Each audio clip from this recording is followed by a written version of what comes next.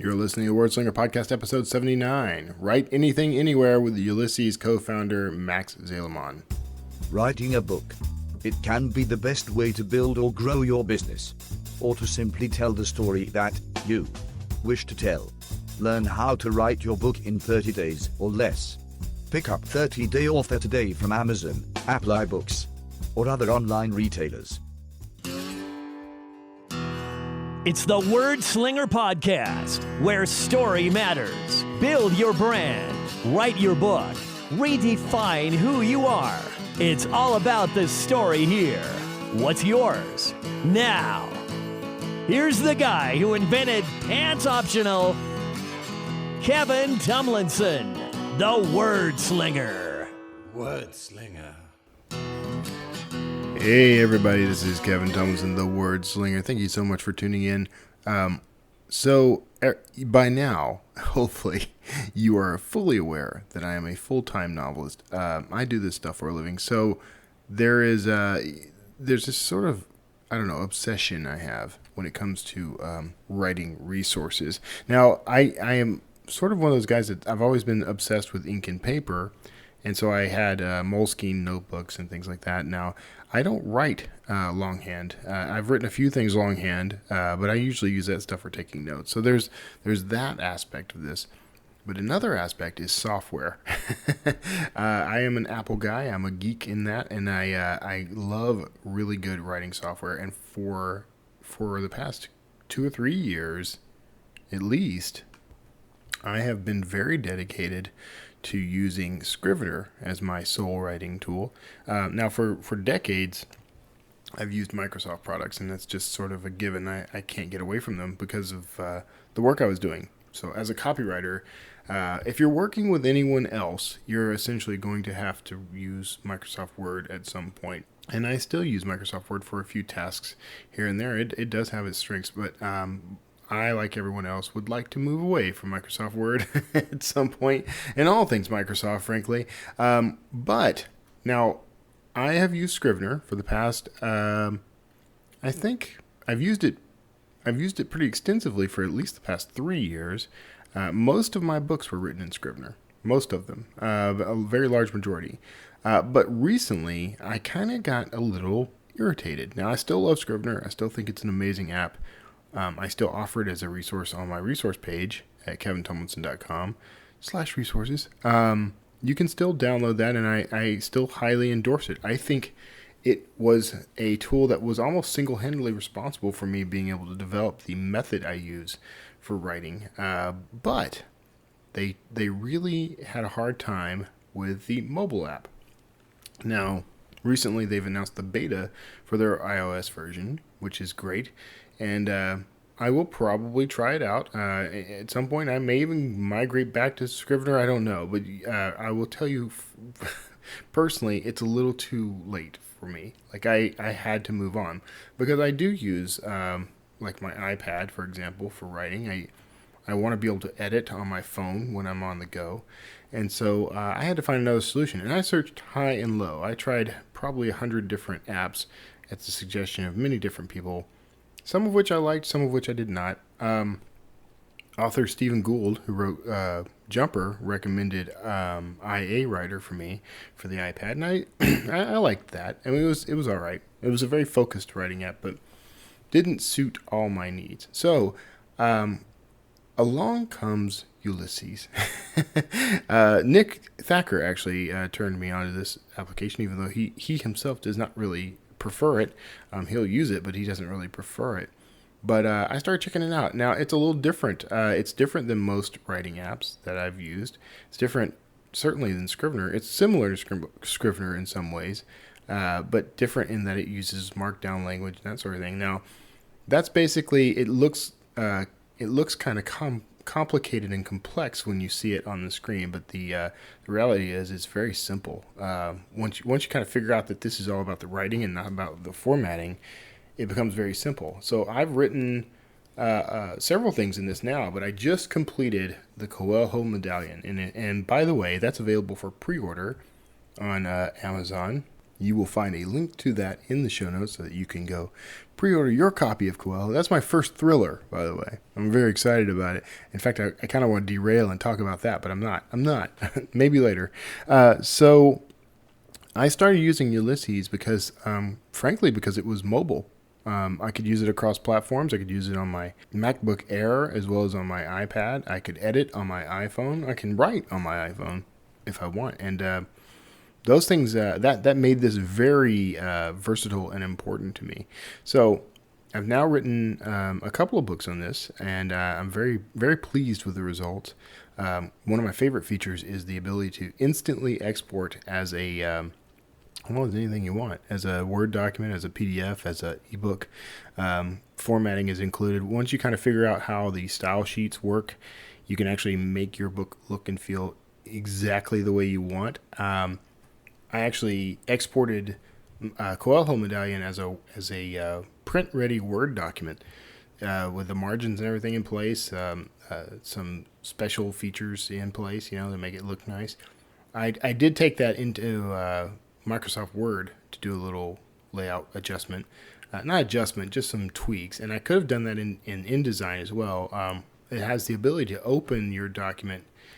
Upon export, you can open your document in Word, InDesign, half a dozen other apps, whatever happens to be on your machine when you edit. So I could have taken it into InDesign, decided to try it out in Word because Word can be a little more user-friendly at times, and it turned out beautiful. I mean, the book looks gorgeous. I can't tell the difference between that and what I would have done in InDesign. So, we're going to see how it works. I got the proof is on its way, actually. The proof copy is going to be delivered in a few days, so I'm looking forward to it. So, all that said, to me, Ulysses turned out to be essentially the perfect writing app. So, I'm pleased. I mean, I'll try out Scrivener when it comes out for iOS. I don't know. There's not much in Scrivener that I feel is lacking. But then again, I'm not an outliner. I'm a pantser, and from a pantser's perspective, there are a lot of features in Scrivener that I don't use. So there you go. Maybe that's it. So anyway, we're gonna get to this interview now because we're 7 minutes in. I would appreciate if you'll stick around after. I'll save all the housekeeping stuff I normally do until after the episode. But I hope you will enjoy this interview because Max was a great guest. He knows his stuff, and they've developed a fantastic product. So stick around then for this fantastic interview with Max Seelemann.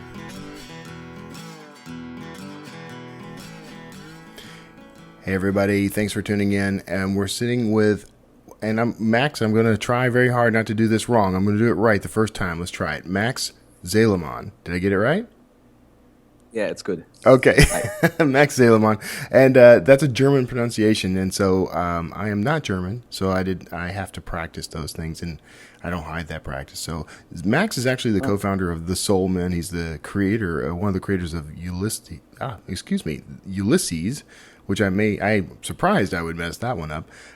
It's an app that allows you to write anything, anywhere, and I can attest to that. I love this app, so I needed to get Max on this show. Max, thanks so much for being on with us, man. Thank you for having me. So I'm not kidding about my enthusiasm about this app, by the way, because as soon as I learned of its existence, really great. No, it's just damn near perfect. I mean, it's. I've been a Scrivener user for the past several years. I've been a devotee of that app. I'll be honest with you, and I still like it. But one of the biggest problems for me was that they were taking so long to go mobile, and more and more, I'm finding myself in scenarios where I could appreciate being more mobile and being able, for one thing, to edit on the go, and that's something that Ulysses allows me to do now. That's perfect, and now I want to know the whole backstory about where this came from. It's a long story. Yeah. Well, let's go. We got 45 minutes. Let's do it. Okay. So, let's start at the very beginning. So when I was still a student, still in school, there used to be these mailing lists. Mm-hmm. Today you have forums and Reddit, but at that time there was nothing like that. So you had mailing lists, and some guy on that mailing list he sent an email. Hey, I have an idea for an app. Is there anyone out there who can program and who wants to do the app? And I replied, yeah, I have time. Right. Let's do an app. And this turned out to be Marcus, my co-founder, eventually. And that's now 14 years ago that I got this email and that we started working on Ulysses. Wow, that far back. Yeah, that far back. I mean, that's pretty amazing. When we first launched, it took almost a year to do it. So we launched in 2003. That time, so if you're a Mac enthusiast or have been using Mac since that long, there was no Safari yet. Safari just entered beta, and there was no spotlight searching and nothing like full screen or spaces or time machine backups. Nothing like that were there at that time. So it's really, really long ago. Yeah, I'm sorry. I just got a call on my watch, and I know I wanted to silence it before it interrupted your interview. I'm sorry about the pause there. So, no worries. That's the funny thing about modern technology. By the way, it likes to interrupt us as much as possible. So, just this is interesting to me because in 2003, I was in a very interesting part of my career because I was shifting from film and television to writing full time. So it's interesting that at the same moment you guys were creating a writing tool. So what was the idea then, though? Because now it's like it seems the focus of Ulysses at this point is the whole write anywhere aspect of it, meaning you can go mobile and that sort of thing. But that probably wasn't the idea at that time, prior to the invention of the iPad, for example. So what was your goal there? What was the original goal of the software? Marcos, he wanted to write a book, so that was his main initiative, and he wanted to write a book, and he looked for apps that were suited to writing books, and he found nothing. So in 2003, there was no Scrivener or the like, so there were no apps that were dedicated for writing. There were code editors for developers, and there were, like, I would say, for secretaries, like Word. A lot of people use Word for different things, but he said it is for secretaries, so I'll just stay with his we'll leave it at that. And so he thought about what could be a good writing app, and he came up with a concept, and then he looked for someone he could do it with, and he found me. So, and there was not much from my side in there. So I was just a developer, and he was the concept guy, and we worked through this, and over time the concept grew into something different. I mean, we've been on this for 13 years, and we've redeveloped the whole idea of Ulysses 3 years ago. And this was probably the biggest turn in the history of the app. So it was still about writing, but we found the initial focus of writing books and novels too limited, and realizing that there's a lot of other forms of writing, like bloggers or journalists or just taking notes. And so we expanded the scope of Ulysses, and when it became possible to go mobile, then the concept evolved into this anything, anywhere. So the anything part has been in there for quite a while, and the anywhere is now finally possible. And you guys are integrated with, or you have integrated into the software, the ability to sync up with Medium, to post on Medium. Are there any other platforms that it can sync to? Not yet, but we are right now. We've just started a beta, and we will add WordPress in the next release. Excellent. And then go from there. So, might I recommend Squarespace? There's so many blogging platforms. I know. I know. We just count a request, so I'm counting yours. Okay, and, good to know. We end up with the numbers, and then we pick the highest one and add that, and then we look for the next one. So I have no hope of getting Squarespace anytime soon, but that's okay. I can cut and paste. And it actually is okay for that. I mean, there's a little bit of in between I have to go through to do that, to cut and paste and keep formatting. But I think it works fairly well, so I'm happy with it. That's good. So one of the interesting things, you guys have a focus on the writing, purely the writing. So Yes. you don't include formatting tools, which is, I'll be honest with you, was almost a turnoff for me at first until I started playing with it and realized how much I actually liked. You guys use a markdown language. Yes. Can you explain to you'll be able to do this better than I can. Can you explain to the listeners what a markdown language is? Well, it's not so much about Markdown, actually. It's more about plain text. So Okay, the idea okay. is that you're writing in plain text, and everything you can write or express is words. So which is Right. essentially the core of anything you're writing is the words. If the words are not good, it doesn't matter how you format it. Right. And the idea is to focus on the content of your text and to care about the looks later. Right. And just pure text is a bit too little. So you need some structure, especially for longer pieces. So you need headings, for examples, or you want to place some emphasis. And this is where you introduce simple characters that denote formatting, like a heading. So you use a hash for having a heading of the first order, and two hashes for having a heading of the second order, or you use asterisks for emphasis, or double asterisks for strong emphasis. Right. And so that's the idea where it comes from. So you keep your fingers on the keyboard all the time, and you have no ability to be distracted by the formatting, but you still have the ability to express structure in your text. Right. One thing that this is something that's been interesting to me, and I know that you can change the sort of look and feel of the writing environment, and I pretty much just stuck with the default. So the things I'm describing to the listener, the things I'm describing are part of the default. So if you get this and you try it out and you switch the way everything looks on screen, this may not apply to you. But one of the things that I enjoyed was when I do emphasis or strong emphasis, or if you're in the U.S., italics and bold. What's interesting is how it changes the color of those bits of text. So emphasis is red and strong emphasis is blue, I believe. I may have those reversed.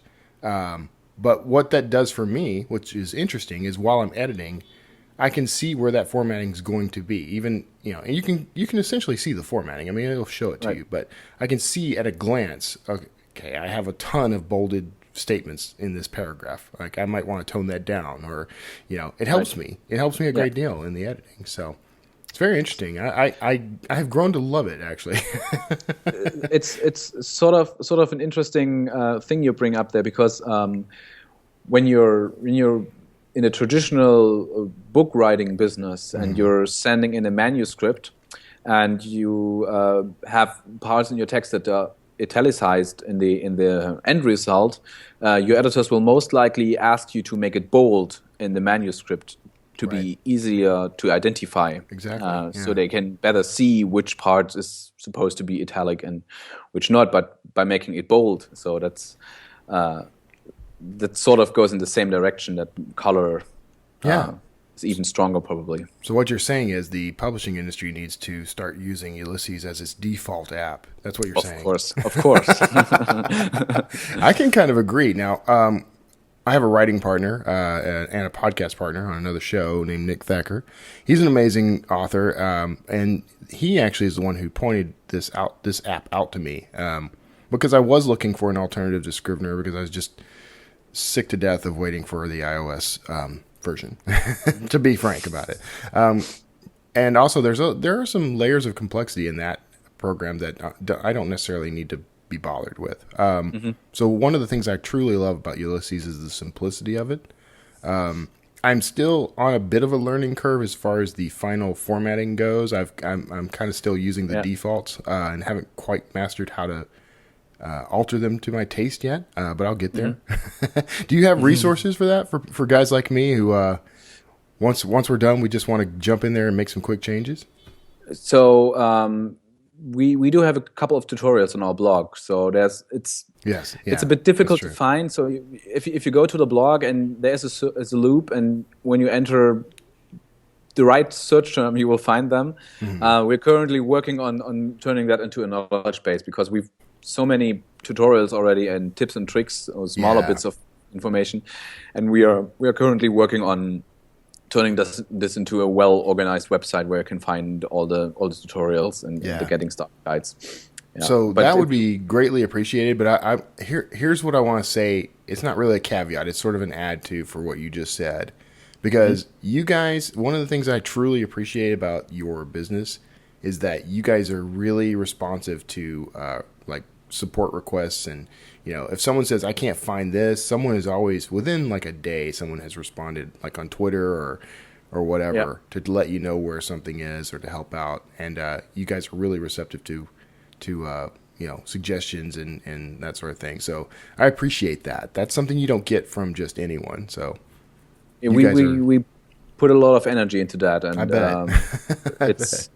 it's also become a sort of main selling point for us that existing users recommend us not only for the application but also for the support, so that you don't have the feeling of buying something and then being left alone with it. That's really important for an app. Like if you're a professional writer and you write all day and you have one writing app, then that's one app you spend all day in. Right. And so that's pretty important part of people's business and people's day and life. And so it's important to pay attention to everybody there. Right. Yeah. And also for those of us who this is what we do full time, that's me. I mean, this is what I do full time.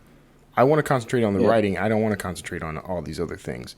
And so many of the tools that we encounter out there as authors are meant to help us, but when there are problems, it's left to us to figure it all out. So I can tell you, as one of your customers, I mean, I greatly appreciate the assistance, because I don't have time to go learn, you know, every nuance about your software. You know, I mean, I just don't have the time.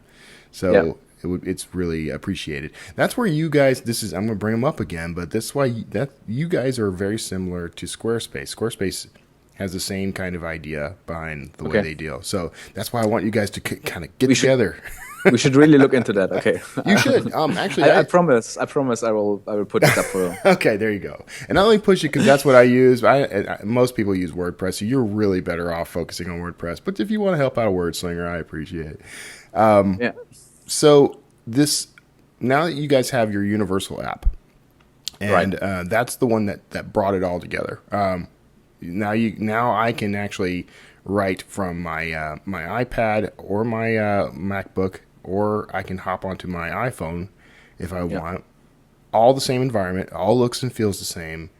How did you pull that off? Because I swear, no one else is able to do that. So how did you guys manage to do that? It's, to be honest, it's really a lot of work. Just I bet. So my partner Marcus, he's the designer essentially. So he's making all the concepts, and so he's really excellent. So that's a good thing to have and to begin with. And then we spend a lot of time on it. I think the versions you're using right now is we spend like 20 years of engineering, so man years. So we have 4, so it's 5 years of working for 4 people to get that to the point where it is now. So that's a lot of energy, a lot of testing, and a lot of refinement and reworking and throwing away stuff that you once wanted to have, but that just doesn't fit. And it's a really, really tough process that we. It's kind of like being a writer. and it's experience in the end that makes it possible to get to a product that's really, really, really great for everybody. Yeah. And that's 13 years of working together with Marcus that really makes a difference here. Right. And so it's good that, you know, he's an author, right? I mean, that's why he wanted the software. He never wrote that book. No, that's okay. I'm going to say this. That's a common tale that I've heard from the guys who start developing software kind of in this genre, we'll say, this type of software. They almost always start because they want to write a book, and then they never actually end up writing the book. He does write articles and blog posts, but never managed to get that book started. He'll get there. Tell him to talk to me. We'll talk. I'll help him out. So I was going to ask though where that was going. I mean, so where are you getting the feedback on features? I mean, at this point, I imagine it's easy as you have users who are actually jumping in and using the software. But Yeah. through the development process, like what led to adding some features that the software has? How are you getting sort of feedback and research on your market? And we get tons and tons of emails. Really, that's probably one of the main sources. Is people telling us what they want, and then we collect all of that, and then take a step back and look what is the grand picture in there. What is what is the common theme? Can we make this request and that other idea maybe into one solution that solves this for all of them? Right. And that's just a lot of thinking about it and trying different things and looking at other apps as well. So that's to be honest, it's a real important part of the development, is to look at other apps and see what they've done well and what they've done not so well, and then thinking how could they have done it better, and then trying to translate that to the Ulysses and seeing how we can make that possible in the app. Yeah. So one example to make it less abstract, maybe. Okay. If you add a link in Ulysses, you may know you get a little bubble, and then you can double click on it or double tap on an iPhone, and then you get a layover or a popover where you can enter the URL. Okay. Whereas in other Markdown apps, you have to write a syntax where you have to square bracket, then text, and then round brackets and the URL. Right. And when we started working on the Ulysses redesign 4 or 5 years ago, I was coming up with an idea that we replace this complex syntax of writing square brackets and round brackets and having to remember the syntax with something that's more intuitive. And then we did some research and did long discussion fights, I would say, about how it could work and what would be the best option. And eventually I managed to get Marcus on my side, and then we did this with the bubbles, and it's sort of like a link in a web browser, except that it's not opening the URL but editing like metadata for the URL. Right. And, Squarespace does that too. It's good. It's good. So that's cool. I don't know. I swear that's the last time I'm going to really try it. The last time. When I love a brand or a company, I talk about them a lot, especially when they look like they could jive together. So that's where that's why it keeps coming. I don't mind that. Not at all. Now one of the approaches you guys take is to the idea is a library, right? Like everything you write is in this library. Now, I'm still kind of playing around to figure out the best way I want to handle that because it can be organized. But when I've got like these, tons of these things, I'm kind of trying to figure out like the best way to keep it from overwhelming me. But I basically just start a new folder per project, and I'll retire those somehow, some way. I don't know how yet. I'm still new enough to it that I'm still learning like the best practices. I'm sure you guys have a tutorial somewhere. So you guys are tying this all in with iCloud for storage, right? Yes. Do you do any other? I don't remember if you were able to do like Dropbox or anything like that. Is it just iCloud? So right now it's just iCloud on all platforms, but on Mac you can have Dropbox. Okay. As well, but Dropbox has a limited feature set, but we are bringing this Dropbox with a limited feature set to iPhone and iPad as well in the next release. I see. But we strongly recommend iCloud because it's the simplest to set up, so there's no setup. You just install the app and that's it. Right. And it's also probably the smoothest to sync. It seems slower though to me, to be honest with you. Like I have to actually open up the apps and let them take a few seconds to sync up. We know why that is. It's because Apple tries to optimize iCloud for power usage. Okay. So they don't want to waste your power. If you were like on Wi-Fi all the time and connected to the power all the time, it would probably be all there when you open the app. Yeah. But they don't want to like sync all the time when you're not in the app, and that's why they do it this way. Okay. One can discuss about that, and we are talking to Apple to make changes there and allow us to have some control over it. Yeah. But right now it's a bit difficult, because they're optimizing so heavily for power usage. Right. It hasn't there hasn't been an issue with it yet, as far as I know, other than once I realized that there was kind of that slight delay there, then I started taking time. I flew to Dallas over this past week, and before I left, I made sure to turn all my devices on, open Ulysses, and let them all sync. So that I was in the same place. It's a little silly, I know. Yeah. Well, it is, but I'd rather have to take that step. At least I know it's there. So that works out fine. We will try to get rid of that, because we get a lot of people asking us to make that even more seamless. Yeah. And some parts we have control over, and some parts we don't. Right. So, right. And for the parts we don't, we're really actively talking to Apple, and I hope we have the right contacts there to make changes that are in our favor and will help make it a better experience for everybody. Well, that's a very small detail, honestly. Well, it can be big. It could lead to multiple versions of a document, I suppose. If something didn't sync up and you got, if I were writing on, say, my desktop or my MacBook, and I left that behind and carried my iPad with me, then I could end up with a multiple version of the document. But you guys have some fail safes kind of built in for that as well, though, right? Because it's already saved me once.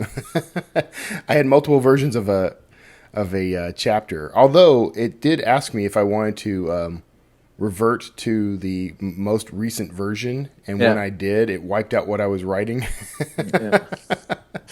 But that was kind of a unicorn issue, I think. we do have built-in backups for making sure that you cannot do really bad things, so you can only do little bad things. Right. I will say, okay, just to make everyone who just cringed feel a little better, it did keep what I wrote. I just had to go back. Excuse me. I just had to go to a different file and then sort of integrate the two. That was it. It didn't wipe out everything I'd been working on and it was gone forever. It was still there. It was just now I had two versions of that chapter. Yeah. And it wasn't very difficult to merge them because it just started where I left off, basically. That's something we have on the radar since the beginning, when we realized there would be conflicts because you're not always connected, or you may may have a device offline while on the plane or so. Right. And we do want to make that better, but we have a long list of to-dos, and it's still there. It's still open that we do that, but. You're always going to have a long list of to-dos. Yes, sure. So, but now, so if you ask yourself, is this the number one issue I have? You would probably suggest Squarespace publishing first, and not making the conflicts solve automatically. Right. So that's, Honestly, that's a problem we have on a scale of a factor a couple hundred, because we're so many different areas that could use improvement, and we really have to start somewhere. Right. Yeah. No, I have no complaints, really. There is a learning curve. For anyone listening here, there's a slight learning curve. If what you're used to is sitting down at something like Microsoft Word, or tools that actually focus probably more on formatting than writing ease. If you're used to that, it's a little jarring to get into your environment. I've spoken to people who are so uncomfortable, they're, I don't know. It's like swimming away from the wharf. They don't want to get too far out, and they're worried that they'll spend all this time writing their book in this, and it's not gonna ever look the way they want it to, or so I want to comfort everyone in saying that this is just the writing environment, and it's like what you've done is separate writing and formatting. Yeah, you can always export to Word, for example. You can, and frankly, right now, that's what I do because it's easier for me to do that than I'm still learning the markup link or the CSS and all that, how to manipulate that to make it look the way I want on export. Yeah. But I definitely want to do that because it's faster for one, and I feel like I'll have more direct control. I don't know. There's a lot of reasons. Yeah. I will say this: one of my favorite features. This is probably hands down my favorite feature. Is that instant look at various formats of this without any sort of compiling or anything. I can literally click a button and see what this is going to look like as an ebook or as a Word document or whatever. That's just brilliant, and I it's baffling to me that it's able to do that fast. Yeah, a lot. Well, we spend a lot of energy on getting things right. Yeah, Right, and that's a good one. I mean, what? And I mean, is that? And you're doing it across all platforms. Yes. Yeah, that's just impressive. And is there now? You've got various like downloadable templates for like ebooks and that sort of thing. But Right. Mm-hmm. are you guys looking at anything that might make the whole formatting process a little easier for people who don't? Absolutely. Yeah. Okay. Absolutely. So that's when we did the customizable export. So it wasn't in there since day one. We added it a little later. Okay. And when we did that, we were discussing making a UI, but we realized that making it really easy to use would have the prerequisite of us understanding what people really wanted to do. And we realized that going with the CSS-like approach would be the easiest for us at the moment and the most flexible for the users. Mm-hmm. And then we wanted to collect feedback, which we got. And I'm sure. then we wanted to build a UI for that, which we haven't done yet. So there will be eventually a UI to make that the styling much easier, and it still needs a lot of thought. So we have already collected the feedback, and we have like a long list of things people want to do, and we will see if we can turn that into an interface or how we can make it easier. But it's definitely on the list. Yeah. Yeah. That. Okay. So that's very exciting to me. I mean, don't hold your breath, though. Okay. No. Just knowing that it's coming. I mean, you guys. Maybe it's going to take 3 years, but I mean, you'll get there. I trust you guys. Yeah. I absolutely. I've had to kind of figure out a couple of workarounds on a couple of things just because, not because of the software, but because of the way I think and when I try to use this. Mm-hmm. Yeah. But it's very friendly for that sort of thing. Like now, one thing I noticed is like if you do the preview instead of exporting it as a Word document, for example, if I just preview it, you can cut and paste from that preview. Yes. But it grabs like page numbers and things like that, so it's just something to be aware of. Whereas if you export it, you can it puts those in the header and footer instead, and that makes it easier. But if you're like, you just wrote a quick blurb and you want to post it to your blog, you can grab that with no trouble. I appreciate that feature in particular. Cool. So, yeah. No, you guys are doing it all right, man. So what's the kind of I don't want to like delve into anything that's top secret or anything, but other than the UI for the editing and all that, I mean, what are some interesting things you guys have on the board for future development? So right now we are working on a sort of a smaller, bigger release, if that makes sense. Okay. So we always have bigger releases with new features, and then we have bug fix releases in between that add essentially no features. And the next feature release we will do is not the big one, like where we reinvent everything, but we add a lot of things that are commonly asked for, like what we had before with the Dropbox integration on iOS and the WordPress publishing, for example. Right. So these are the next things, and then after that, we're not really sure where we're headed, but essentially, it will boil down to expanding the scope even more. So there's still limited usability researchers, to academic writing, Right. and for example, tables are often requested, and then we get a lot of requests for screenplay writing, and that's something we have on the radar as well. And then always there's a lot of people asking for stuff, like for example, like you asking for Squarespace. You're not the only one, I can tell you. Oh, good. And Good. and I think just 2 other people today. And then we'll select features that are often requested and integrate well with the app, and then we go one step at a time. So Squarespace publishing might be coming sooner or later. Yeah.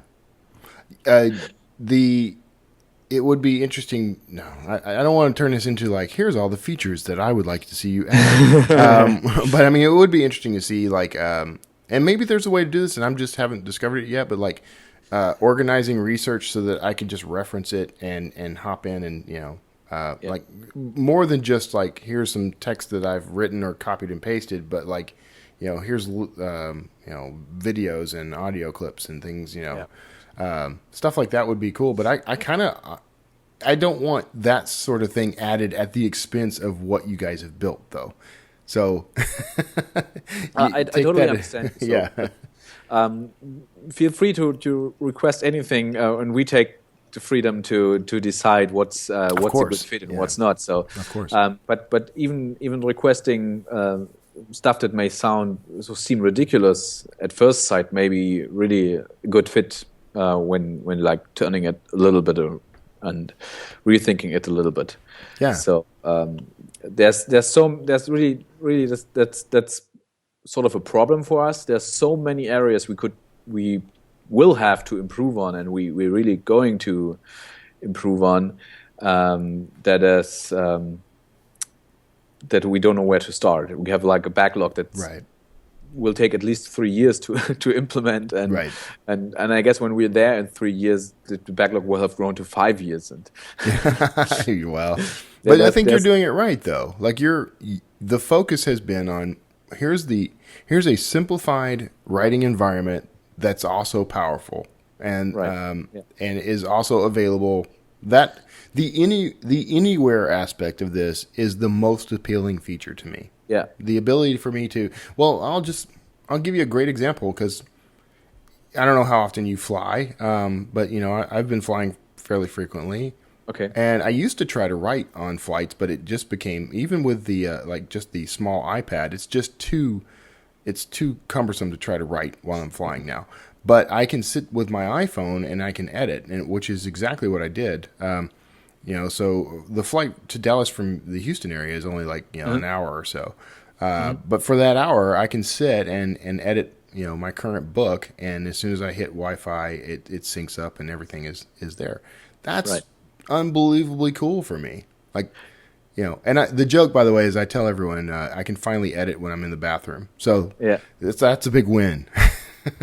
That's really something we're hearing a lot since adding the iPhone version. So the iPad was a good step, but the iPhone really changed the games, because I mean, you have your iPad with you often, but not always. Right. You have your iPhone with you wherever you go. Even if you go out on a night out, you don't take your iPad, but you have your iPhone. And if there's an idea, you just can quickly shut it down, and it's there, and you won't forget about it. Exactly. That's really been a very important. It's exciting. Milestone for us. Yeah. And I actually did write a scene. I had an idea for a scene as I was editing. I realized I'd left a little bit of a gap in the narrative and decided, I need a new scene, like literally at the front of the book, to open this up in prologue. And I pop up, and using the on-screen keyboard and autocorrect mostly, I wrote, maybe 4 or 5 paragraphs while on the flight. And I wouldn't want to try to write an entire book that way. But I mean, adding scenes or adding, a little bit of dialogue or something, it's very quick and easy and simple, and it just meshed with no trouble. And I could even do the formatting and everything, So it was great. I have to give you guys props. You did an outstanding job with the mobile app. Thank you so much. Yeah, I love the integration, by the way. Everything is the same. Everything feels the same, which is, There's no That's- like relearning anything. We spend a lot of time on that. I mean,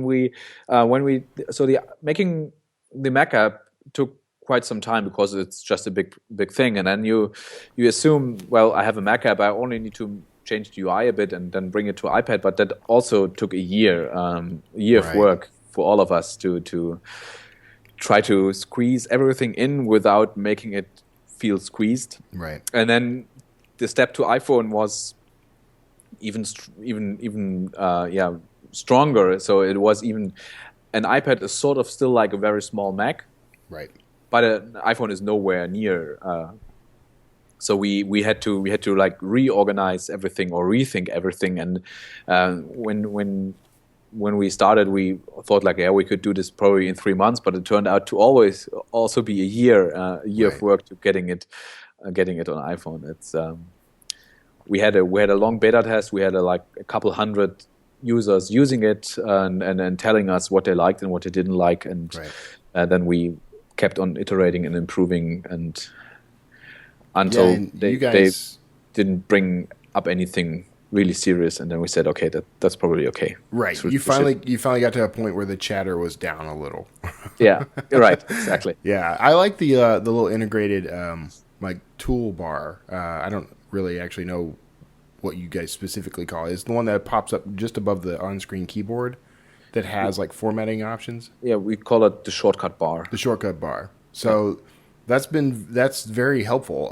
Because you can add, you can sort of highlight and do.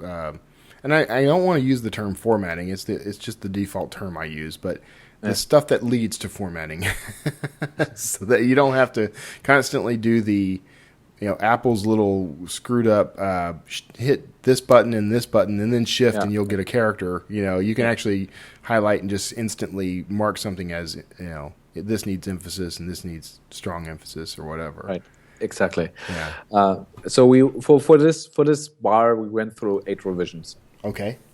So we had 8 different implementations, and we could have shipped probably each of those, and we just weren't satisfied, so we redid it 8 times and ended up with what we have now. So, but that's something you don't see, but you probably feel sort of that it's working well. But we really had to go through a lot of pain with this one, especially. So that's probably the hardest part about the iPhone app, was getting this bar done.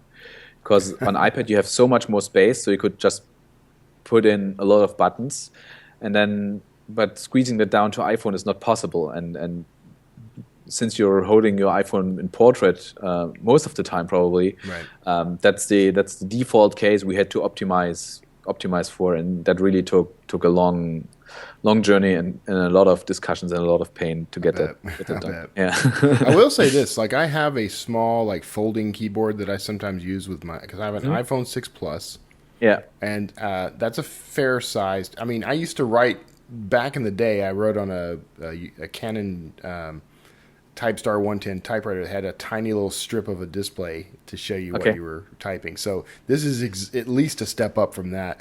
But I can actually sit down and put it in landscape or portrait mode, honestly. And with the little keyboard, I mean, I can get some serious writing done on this little iPhone. So no matter what your situation, you can actually have your writing tool with you all the time. That's just game changing for me. Marcus said that also when he is a 6 Plus as well, and he had to run around for a lot of reasons. He had to work from on the road, and after the month of working from on the road and only using the iPhone, he said this might actually be my favorite writing tool for a multitude of reasons. But he's probably also been just using the on-screen keyboard, not even an external one. Yeah, he's just been using it on the iPhone, and he said it might probably be my favorite writing device now. It's definitely. I will say that if I have to write using the on-screen keyboard, this is definitely my favorite way to write. Because if I'm stuck with the on-screen keyboard, I'm already not thrilled about having to write like that with my thumbs. But it's a smooth experience. It goes very well, and I can quickly go back and edit. And there's I mean, I know I'm not naming any specialized features that don't come with almost every sort of word processor, but it just feels much better to me. So I can vouch for it. Thank so you. now you guys, and I don't want to drop this on you, but you did put it in your notes when we set up the interview that you guys are giving away 3 Ulysses T-shirts with a promo code of Ulysses for iPad and iPhone. Now I didn't specifically know what the promo code portion of that meant, but so you get a free version. So you get we're giving away 3 T-shirts and full licenses. So excellent. I was hoping promo codes what they call it on the app stores. Yeah. Okay. And how can people sort of sign up for that giveaway? Just send me an email or us an email. So I tell you what, listeners, send me an email and I'll forward everything. That'll make life easier for our guest here. We don't want to. We don't want to make things too complicated for you. I'll make sure they get it. So if you're listening in, everyone, you'll find links in the show notes, of course. But if you go to wordslingerpodcast.com and click on the contact button, you can send me an email to enter. We'll say, and from there we'll go ahead and we'll pick 3 winners and send these out to you. I'll get that to Max, and they can handle the details. So that's pretty amazing. And listen, you're going to want to enter. Trust me, Ulysses is an amazing app. Getting it for free, I would have taken it for free. Trust me. Thank you. I paid for it, so that tells you something. So, all right, I don't want to take up any more of your time, Max. I really appreciate you being on the show. You guys, everyone connected to you, just let them know how just seriously impressed I am. I mean, I've been writing professionally since I was 12 years old. I'm 44. I've been doing this a very long time. I've used a lot of apps, including the Secretary app, Microsoft Word. I have yet to find anything that I enjoy writing in as much as I do Ulysses. So that's saying a lot. I was a big fan of Scrivener too, and still am. But you guys, I think, just blew them out of the water with this release. So thank you so much. Pass that on for me. It really goes to the heart. Thank you so much. No, you guys did a great job. All right, everyone, stick around. Max, thank you so much for being on. You guys continue listening after the interview for a little bit of wrap up, and I'll give you some more details on the giveaway, I'm sure. Be sure to check the show notes. And that's it for this interview with Max Seelemann. Did I get it right that time? Yes. All right. Max Seelemann and the Ulysses app. You're going to want to check that out. You can find that, by the way, at ulyssesapp.com, or you can search the Mac App Store or the Apple Store on your iPhone or any iOS device. So thanks a lot, and see you next time. All right, that was my interview with Max Seelemann, and I hope you enjoyed that. I hope you, honestly, I hope you learned a lot about that app, but I hope even more that it inspired you to actually go out and find a resource that works best for you so that you can write anywhere, anytime. I think that, or write anything anywhere. That's their actual tagline. That's their actual slogan. I love Ulysses. I'm not going to lie. I highly endorse it if you are just starting out and you're looking for the perfect app to get started to build your writing career quickly. There is, I guess, a slight learning curve to Ulysses, but let's be honest here. If you are trying to use Scrivener as your primary writing resource, there's a huge learning curve. I mean, people take courses. People spend thousands of dollars learning how to... at least hundreds of dollars, but I mean, people spend a ton of money learning how to use Scrivener, and I endorsed a lot of that. And we had Joseph Michael on the show. He wrote the Learn Scrivener Fast course. He created that course, and I endorsed that. If you want to learn Scrivener, it's a fantastic program. It's very powerful, but it doesn't. I don't know. It's not doing it for me anymore. So maybe it'll get better. Next round, it'll be awesome, and then I'll be doing a whole other show where I interview those guys or something. So anyway, if you're just starting out, especially, I think Ulysses is probably a great app. You can get away from the idea of having to look pretty while you write. Get away from the idea of formatting as you go. That's not your job as a writer. And if you've read 30 Day Author, you know I'm real big on telling you this very important fact, which is that when you are writing, you have one job and one job only, and that is to write. You're not an editor. You're not a formatter. You're not anything but an author at that point. So I love this app because it encourages that behavior. So there you go. All right. A little bit of the housekeeping before we go. If you would like to help support the show, you can do that. I really appreciate it. If you go to wordslingerpodcast.com, you can find the Patreon button. There's a menu item up above you, and there are Patreon logos on every single episode of the Wordslinger podcast. And you can go and commit as little as $1 a month, which is like paying 25 cents per episode for the Wordslinger podcast. I have this lofty goal to actually raise $5,000 a month in revenue from this show to support the show, support the production of the show, but also to help the show expand and reach a bigger audience. I really feel like what I do, the interviews that I have with these entrepreneurs and authors, I feel like they add some real value to the world, and I'm going to continue. I'm going to continue to do that. I mean, I don't make any money from this show right now, and I do it, so I think you can count on the content. But this is a way for you to help me extend the reach of the whole thing. You can also help me extend the reach by simply going to iTunes, finding the Wordslinger podcast on iTunes, and leaving a review. And I love 4 and 5 star reviews if you're feeling generous. But leaving a 4 or 5 star review and then actually writing a review just to say what you like about the show. Tell people that you endorse it or that you think they should listen or why they should listen. I mean, those things are very helpful in helping the show to be discovered by more people. So if you are enjoying the Wordslinger podcast, I hope I entertain you, first of all, because I'm an entertainer. That's what I do. But I hope also that we're kind of inspiring you and helping you grow in your own business, in your own career, and personally as well. There's a lot to this, man. Wordslinger podcast has a lot of, I don't know, it has a lot of spheres of influence, I will say, overlapping spheres of influence in the Venn diagram that is the Wordslinger podcast.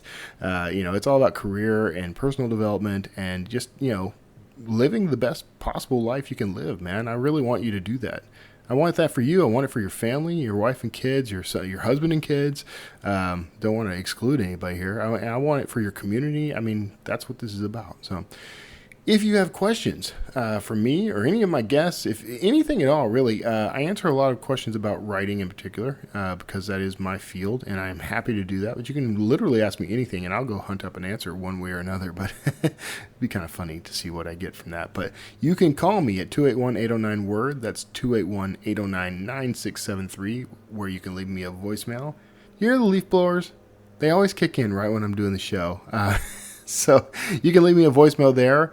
And you can also do that online at wordslingerpodcast.com. You can also leave me an email. You don't have to leave a voicemail. If you'd prefer to not have your voice broadcast, that's fine too. Just go to wordslingerpodcast.com, click contact, and then you can send me an email on any topic you like.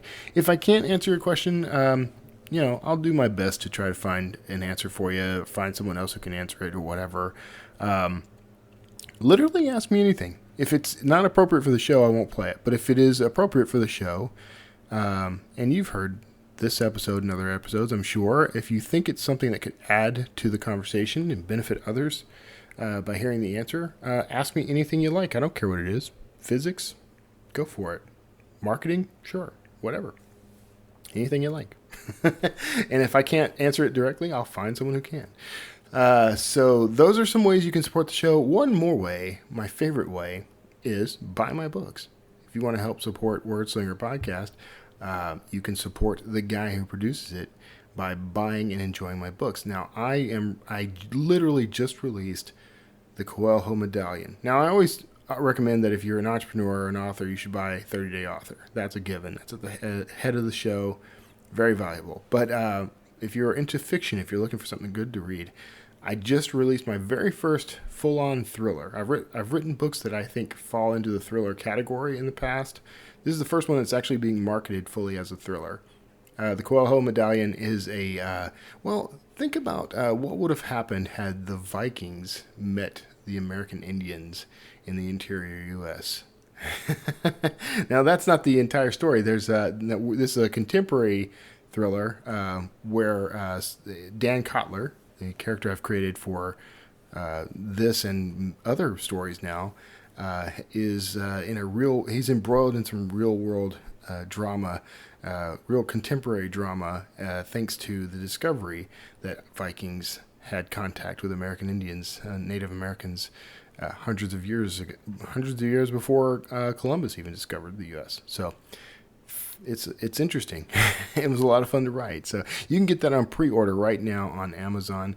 You'll find a link to that in the show notes. If you just search Coelho Medallion, that's Coelho Medallion, as in Coelho the author, but Coelho Medallion, and that will take you to it. And you can also go to my author page on Amazon and find it there. So it's available for pre-order. It releases on May 31st, and at that point, the ebook is available then. The print edition is going to follow very quickly after that, so be sure you check that out. So hope you enjoyed this episode. I hope that if you are writing, you're using something like Ulysses or Scrivener or whatever it is, but I hope you're using it daily. I hope you're getting a lot out of it. And if you need help, just let me know. That's what I'm here for. So take care of yourselves out there, and we will see you all next week.